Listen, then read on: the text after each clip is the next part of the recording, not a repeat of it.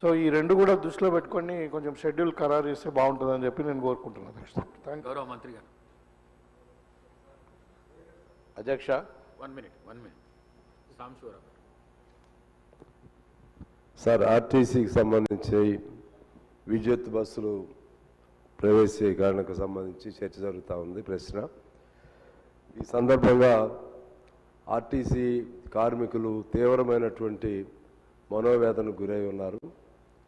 ముఖ్యంగా ఈ విద్యుత్ వాహనాల పేరుతో ఆర్టీసీ డిపోలు కూడా వాళ్ళకి ఇచ్చేస్తారనేటువంటి ఒక ఆలోచనలో కూడా ఉన్నారు. ఒకటి.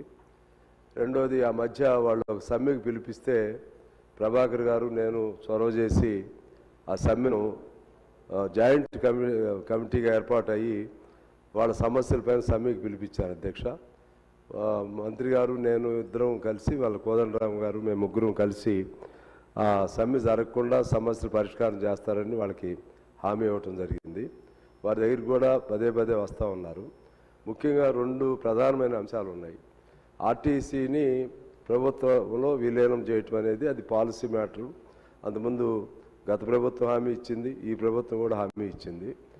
దాన్ని ఎలా ఆ ప్రక్రియ మొదలైందా, ఎలా చేస్తారు, ఏం చేస్తారు మంత్రి గారు అంటే అది ఉప ప్రశ్న. ఇది దానికి సమాధానం చెప్పాలని కోరుకుంటున్నాను. రెండోది, ఆర్టీసీలో యూనియన్లు లేకపోవడం అనేది చాలా చాలా చాలా దుర్మార్గంగా నేను భావిస్తున్నాను. అధ్యక్ష, అన్ని చోట్ల యూనియన్లు ఉంటాయి, అన్ని సింగరేణిలో ఉంటుంది, లేకపోతే ఇంకా బ్యాంకుల్లో ఉంటాయి, అన్ని చోట్ల ఉంటాయి.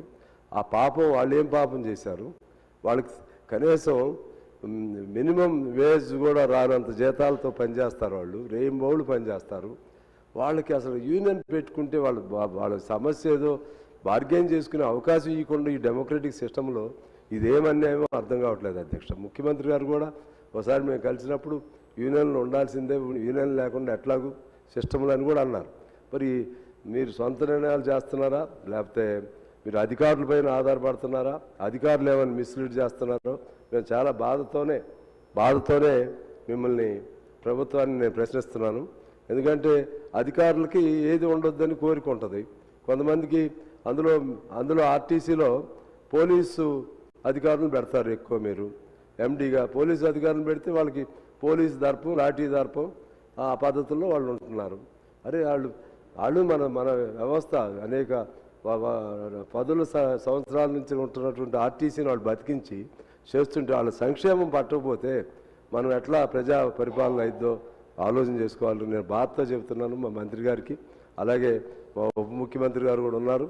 అలాగే ముఖ్యమంత్రి గారి దృష్టికి కూడా తీసుకెళ్ళాలి ఈ సమస్యను. ఎందుకంటే వాళ్ళ కోసం నేను 6 రోజులు అప్పట్లో కేసీఆర్ గారి ప్రభుత్వంలో 6 రోజులు నిరాదీక్ష చేశాను. అధ్యక్ష, మా శ్రీనివాసరెడ్డి అని మా ఖమ్మంలో మా కళ్ళ ముందే చనిపోయాడు. అధ్యక్ష, ఆర్టీసీ సమస్యలపైన చాలా ఇబ్బందులు ఉన్నారు వాళ్ళు.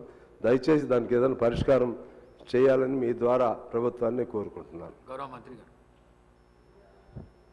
అధ్యక్ష, మీ ద్వారా గౌరవ సభ్యులందరూ సహకారాన్ని కూడా అడుగుతున్నాను. ఈవీ పాలసీకి సంబంధించి ఈవీ పాలసీ రాష్ట్రంలో ఈ ప్రభుత్వం ఏర్పడగానే క్యాబినెట్, గౌరవ ముఖ్యమంత్రి గారు, ఉప ముఖ్యమంత్రి గారు, సహచర మంత్రులందరూ అందరూ కూడా ఈ రాష్ట్రంలో మనం ఈవీ పాలసీ ద్వారా రాబోయే కాలం తరానికి మనం ఒక మంచి జీవితం ఉండే విధంగా చేయాలనే ఆలోచనతోటి జీవో నెంబర్ 41 ద్వారా ఈవీ పాలసీ తీసుకొచ్చిన. అధ్యక్ష, దానికంటే ముందున్నటువంటి వాహనాల సంఖ్యను మించి దాదాపు 1,00,000 వాహనాలు ఈ సంవత్సర కాలం లోపల ఈవీ వాహనాలు అమ్ముడుపోయినటువంటి మాట ఈ సందర్భంగా గౌరవ సభ్యులందరికీ తెలియజేయడం జరుగుతోంది.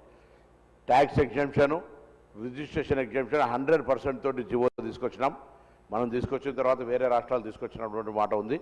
ఈరోజు ఈవీకి సంబంధించినటువంటి మార్పులు అంటే వాటి యొక్క వాహనాలు గతంలో 150 కిలోమీటర్లకు ఉన్నటువంటి వాహనాల ఛార్జింగ్ ఉండేనో ఇప్పుడు 500 కిలోమీటర్స్ దాకా కూడా ఛార్జ్ అయ్యేటువంటి బ్యాటరీ కెపాసిటీ వచ్చింది.